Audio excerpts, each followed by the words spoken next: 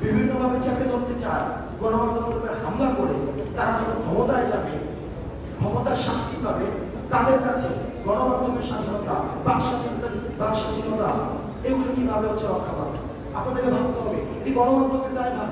আমরা গণমাধ্যমকে দেখেছি গত 16 বছর কিভাবে আমরা দেখেছি গণমাধ্যম যখন প্রশ্ন করতো গণভবনে, প্রত্যেকটি প্রশ্নের একটি বিনিময় মূল্য থাকতো। হয়তো একটি প্রশ্ন দিয়ে তার সাথে এটা দিয়ে হচ্ছে ইউনাইটেড নেশনে তুলে যাবেন, হয়তো নির্বাচনে প্লট পাবেন, অথবা প্রধানমন্ত্রীর সফরসঙ্গী হবে। অর্থাৎ তাদের প্রশ্নগুলো তারা হচ্ছে এমনভাবে যে প্রশ্নের বিনিময় মূল্য তারা হচ্ছে এইভাবে পাবে, অথবা বঙ্গভবনে ঢোকার একটি পাস কার্ড পাবে, অথবা সচিবালয়ের একটি পাস কার্ড পেয়ে যাবে। আমি গণমাধ্যম সবাই না, কারণ সব গণমাধ্যমের যে ভূমিকাকে আমি বলছি, সচেতন করছি যে আপনাদের ভূমিকাকে অনেকের কোন জায়গায় ছিল।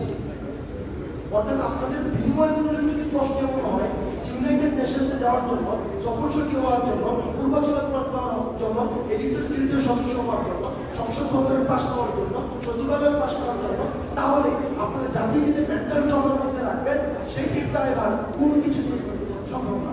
সুতরাং গণমাধ্যমের প্রতি আমাদের আহ্বান থাকবে, আপনারা ক্ষমতাকে প্রশ্ন করতে শিখুন, আপনারা জনতার হয়ে ক্ষমতাকে প্রশ্ন করুন। সরকার যেটি শুনতে চায় সেটি খবর নয়, সেটি সরকার যেটি শুনতে চায় সেটি যদি বারবার প্রচার করা হয় সেটি প্রেস রিলিজ। আর সরকার যেটি শুনতে চায় না সেটি যখন প্রকাশ করা হয়, ক্ষমতাকে যখন প্রশ্ন করা হয়, সেটি হচ্ছে সংবাদ।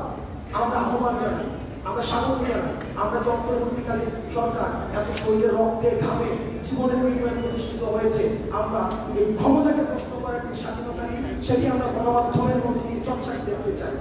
তাহলে আপনাদের গণমাধ্যমের যে একটি অংশ যে বিলি করে দিয়ে গেছেন, তাদের যে কিছু গিল্ট রয়েছে সেটি হচ্ছে দায়ভার কিছুটা আমাদের আনা সম্ভব।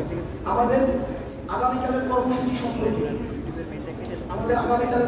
সম্পর্কে যে সার্বিকভাবে